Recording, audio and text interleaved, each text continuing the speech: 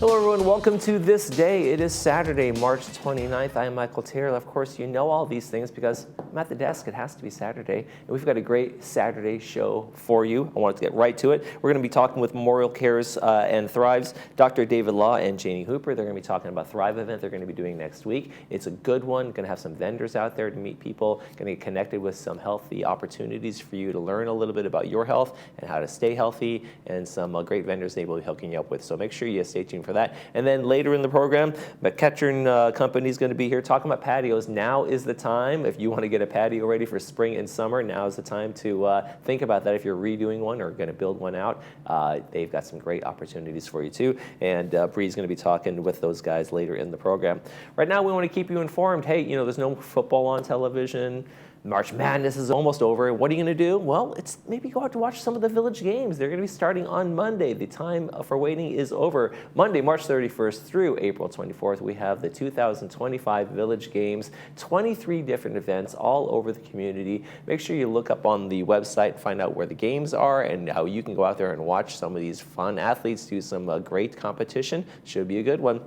All right, let's take a quick check of our weather. And as far as the weather goes for our athletes, it's going to be nice and cool. I'm not going to be baking in the sun anytime soon. We got mid-60s pretty much across the board for the rest of our forecast here. Overnights in the 50s and mid-60s during the day. We got, you know, differing between partly cloudy today to mostly cloudy tomorrow and things like that. So temperature-wise and weather-wise, we got a pretty consistent pattern for a little while in the forecast here. Let's take a look at our sunrise and our sunset. And we got a beautiful, remember when they used to have sunny skies around here? Well, Cole does. Cole Young sent us this picture from Huntington Beach on a much sunnier day than we have today. Sunrise this morning was 6:41. Sunset tonight is going to be 7:09 p.m. And if you'd like to send us a picture of a sunrise, sunset, pets, places, vacations, we take them all, folks. Email us, lagunawoodsvillagetv@gmail.com. Make sure you include your name and where you took the picture, and we will use it in our sunrise, sunset segment. All right, we're going to take a quick break. When we come back, we'll be talking about Memorial Care and Thrive's event right here in the Village next week. Stay with us.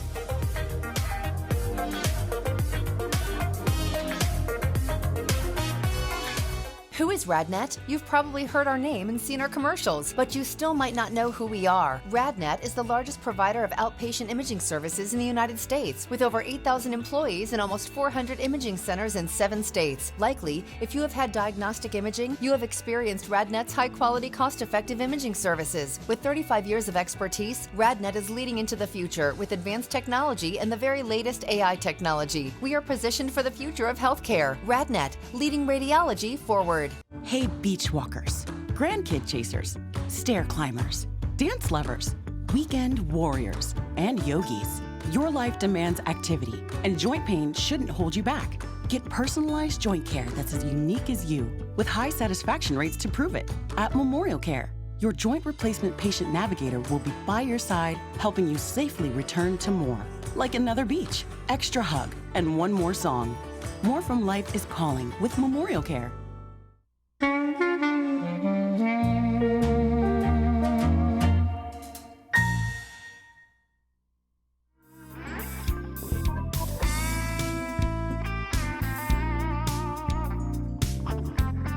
Well, Memorial Care and Thrive are brewing up some better health for all of us here. We want to welcome to the program Senior Community Liaison for Saddleback Medical Center, Remy Ataya, and Age-Friendly Program Director for the Medical Center, Dr. David Law. Thank you guys for joining us. Thanks for having us. So, Remy, what is a Senior Community Liaison do at Saddleback? Yes, so basically I am a bridge for the hospital to different senior communities. And really our favorite one is right here, Laguna Woods Village. You guys are our neighbors. We are your prime hospital, and my goal is to just make navigating the healthcare process a little bit easier. As we age, even at my age, it's a little difficult to navigate. So having somebody there to be in your corner, help guide you in the right direction is really my goal. Not just that, but also bringing some new events to the communities, educational events, and that's where we come in with the Thrive Group as well. We'll be talking about a Thrive event in a minute, but Dr. Law, I want to ask you about your role as age-friendly in the age-friendly health system. What is the age-friendly health system? What's it all about? Well, the age-friendly health system is a brainchild of the Institute for Healthcare Improvement and the John A. Hartford Foundation. And Saddleback got involved with it around 2017. We were one of the first in Orange County to embrace age-friendly healthcare. And what is that? What's the need? What was going on before that was happening? Well, a need for this came up because it was realized that the current healthcare system is simply inadequate to take care of the 65 and older demographic, which, as you know, in the next 25 years, will constitute 25% of the population, and for the first time will outnumber children. Right, the boomers are getting up there. And this is a very complex demographic. The data show that 65 years and older, 80% have at least one chronic healthcare problem, and of that number, 3/4 have two or more. And in my practice, I never had a 65-year-old and older patient with fewer than 4 chronic conditions. Very difficult to manage. And the third thing is, it's a demographic that is prone to a disproportionate number of harms. So very difficult to take care of. The powers that be felt that the current healthcare system simply was inadequate. Something new had to be discovered, something better, how to take care of the 65-year and older demographic. Enter Age-Friendly Health Systems Initiative. So I can give you some background. I don't know how much. Sure. Well, tell me about the pillars. The 4 M's I think are an interesting approach. Maybe we can start there. Well, the 4 M's came out of an attempt to find programs throughout the country that were beneficial for older adults. A think tank was appointed to look throughout the country where are programs in progress that actually benefit older adults, and they found 17 programs. Problem is they're all over the place. One program dealt with patients in the office. Another program dealt with patients in the intensive care unit. Another program dealt with patients on hospice. There was no overarching program to take care of patients anywhere. So they came up with these 17 programs. They distilled them to the 4 main elements that all shared, and these were the 4 M's. What matters most, aligning care according to what matters most to patients and families. The next M is medication, avoiding high-risk medications, deprescribing medications that are no longer beneficial. The next M is supporting cognitive health, mentation, by screening for dementia, depression, and delirium. And the last is mobilization. Older adults need to move safely every day. And mobilization, of course, is the #1 risk factor for falls, for long-term care, for frailty, and it's a mortality risk. So these are the 4 M's, and the idea is you apply all 4 M's to every patient through every encounter, no matter what the healthcare setting. Saddleback has embraced this, so the idea for every patient who comes into the hospital, they receive the 4 M's every day of their stay. I know about depression and dementia, but delirium, that's kind of, what exactly, how do you recognize that? What brings it on? Is there a treatment for those kinds of things? Got an hour? Yeah. All right. A little time. Find out on Monday. When we say delirium, we're talking about the acute episode of confusion, acute episode of confusion that so many of our older adults are at risk for. And the problem is this is really common. 1 in 4 to 1 in 3 older adults who enter the hospital will become confused. And the problem is it's missed. It's missed way more often than it's picked up. Is it transient? Does it come and go, or is it a... It can come and go. It can fluctuate.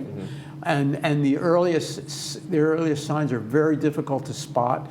It's inattention. The patient's just sitting there looking out the window, looking at their feet, where yesterday they were active. Okay, so it seems like they're just kind of insular for a minute.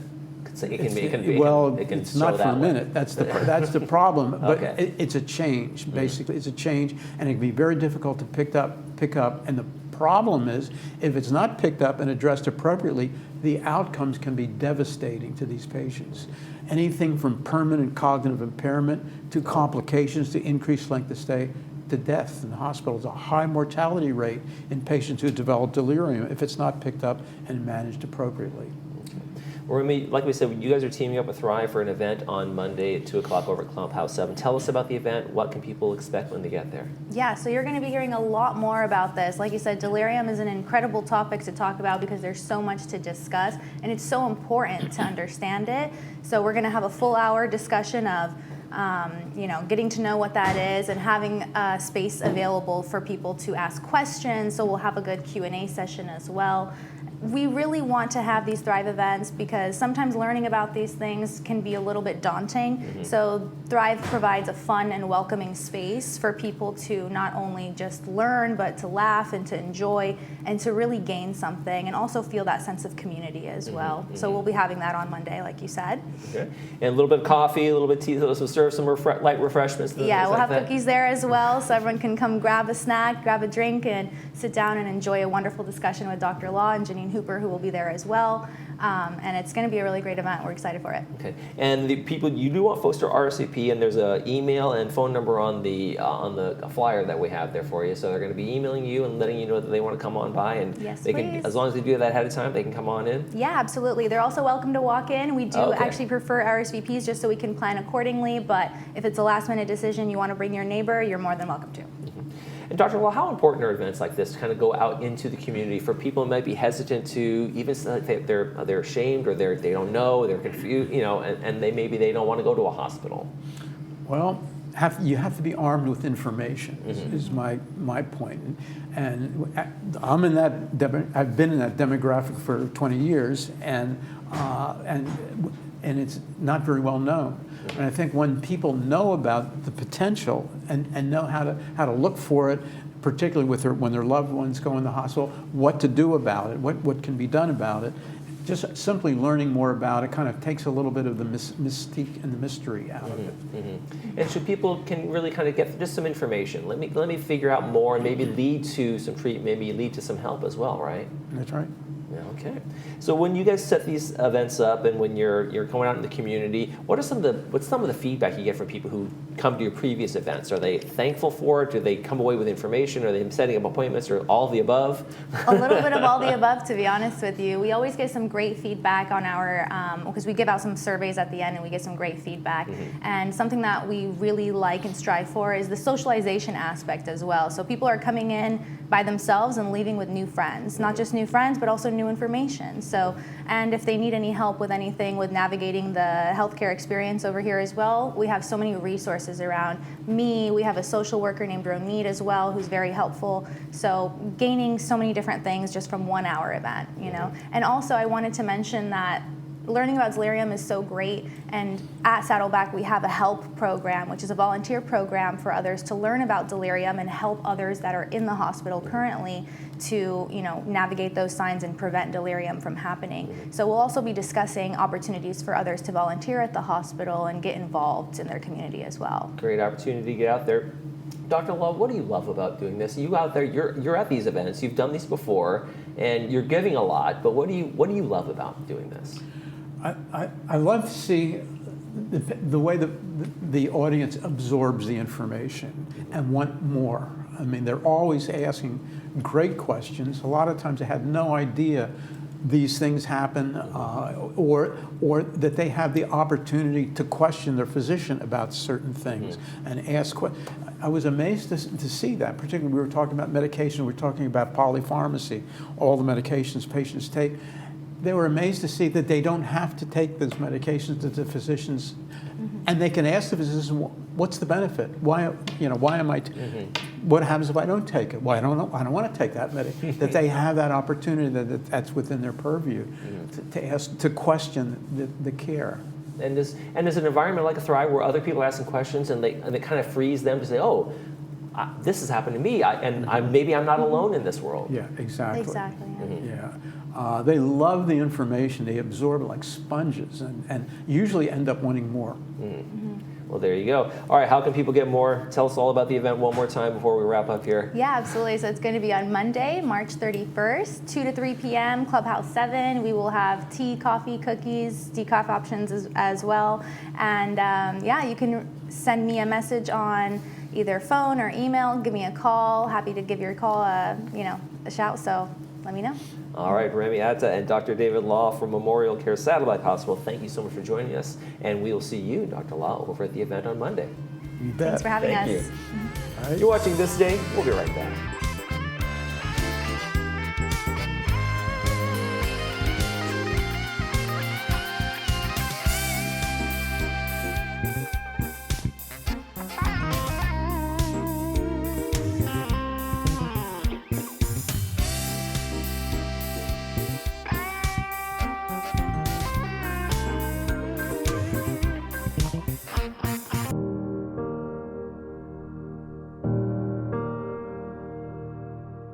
Small gestures of compassion, little leaps of ingenuity, brief moments of bravery.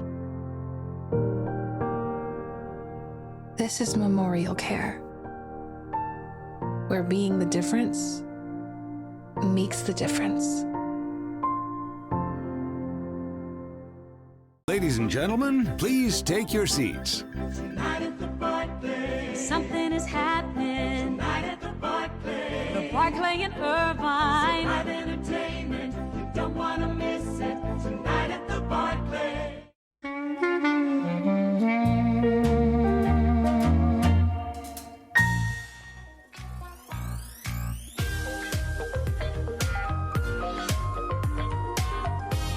Hey, welcome back to the program. Joining us today is McEachran Construction, and we have not only the father and son. It's a father and son business, just like the old days. We have Dan and Brando joining us today. Thanks for being on the program today.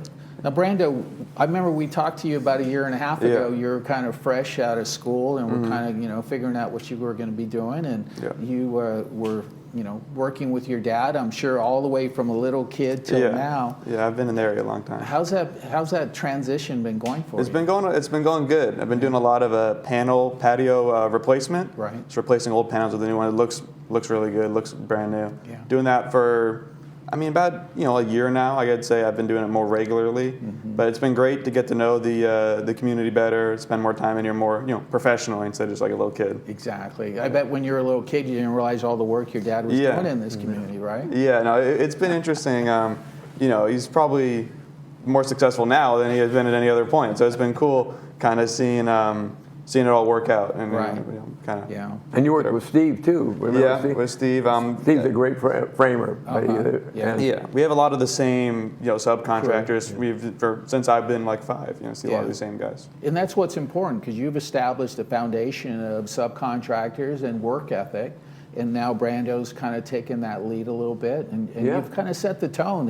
You probably, when you were little, you're like, man, Dad's always working. And, he comes home tired, but you realize what effort it takes to have a successful business, right? Yeah, it's been good for both of us. Yeah. And my wife is kind of helping out too. Of course, it's a family-run business, right? It is, for sure. Yeah.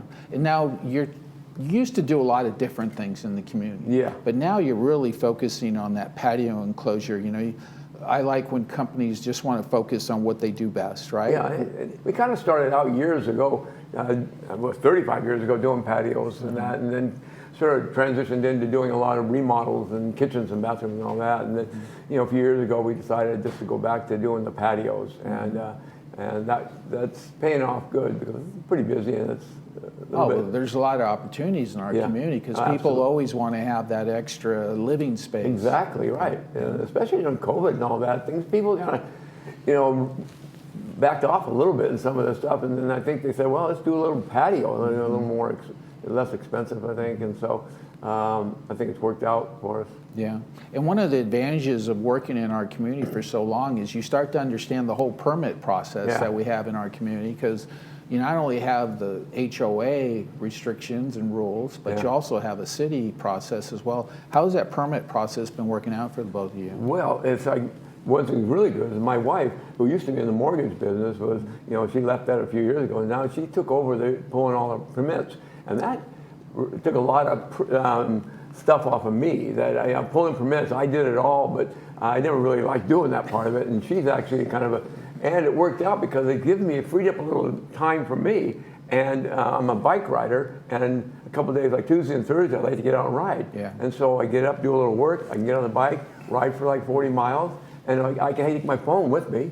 Right. I get a call, and so, the other thing is, on permits right now, for years, people that have their patio and they bought the house and it may have had a big slab in the back, or it may have had a smaller one.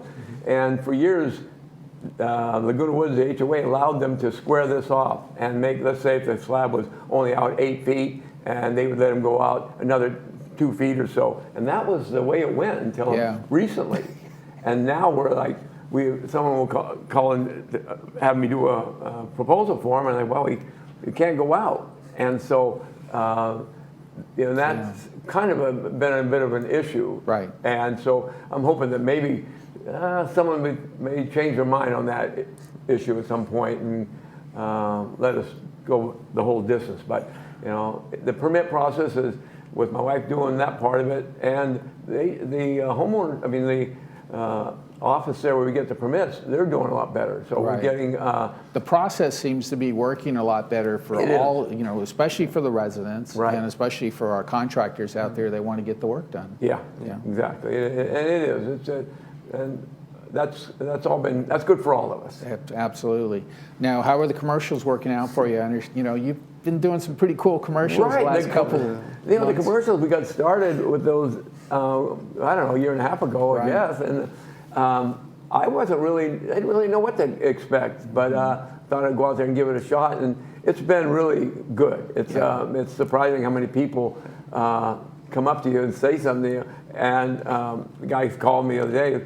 Hey, I see you on those commercials with your son. Yeah. I love those commercials. And so, he's been getting most of the limelight, though. Oh, yeah. He's well, you know, his personality and his enthusiasm really comes across not only on our show, but on the commercials as well. Yeah, and it's kind of, you forget that the commercials are running all the time, then people come up and, you know, and I'm at the store and this lady come up and said something.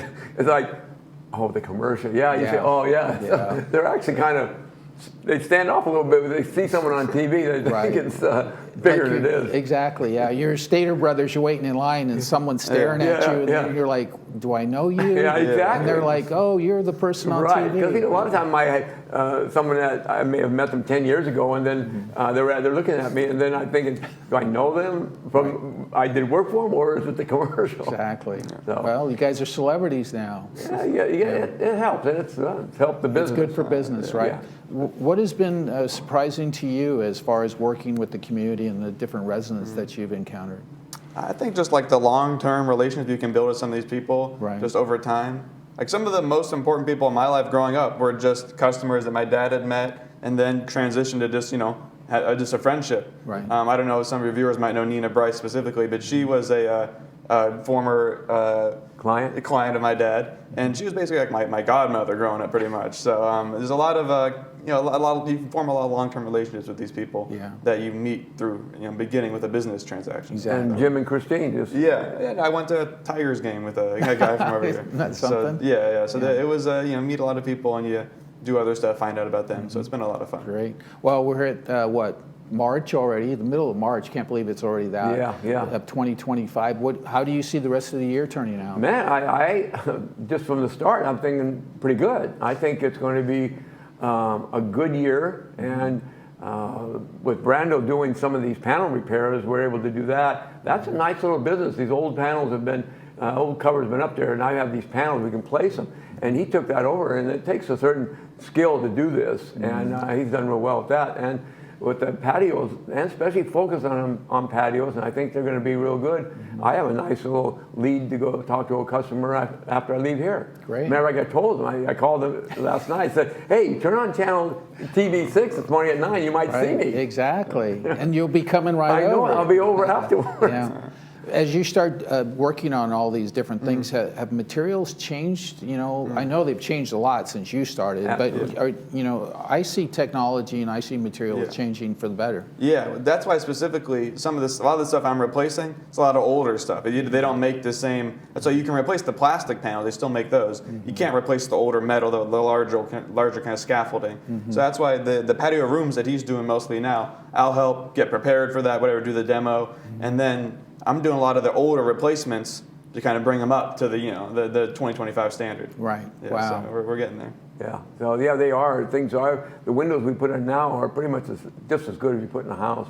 Yeah. You know, all the dual pane, low E stuff, and they're thermal broke, and so they're really effective. That's great. Well, if anybody wants to get a hold of you, they just got to, stop you at Stater Brothers. There you go. Yeah. Or, whenever you guys are working out in the community, if a neighbor sees your truck out there or sees some of the people working, come on over and be happy to talk to them and see what you can do for them. Yeah, and we got our shirts with the things on there, and we're going to have some T-shirts made up so Brandon can wear them out. Yeah. And Well, congratulations. I think it's a wonderful story that you have your family family-run business, and you guys are being successful, and you have a lot of great opportunity in our community. Yeah, well, thanks for having us on. Absolutely. Brando, we'll see you again, right? Great. Okay. Thanks, Paul. Hey, we're going to be back with Old Pros right after this break, so don't go anywhere.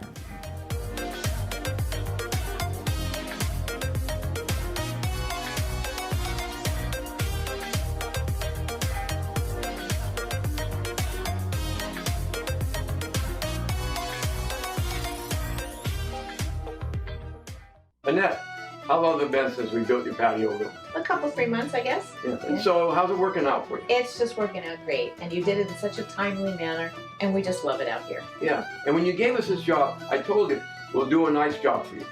Did we? Absolutely. We really, really did it. We couldn't be happier. Thanks a lot. Give us a call. We'll do a nice job for you too.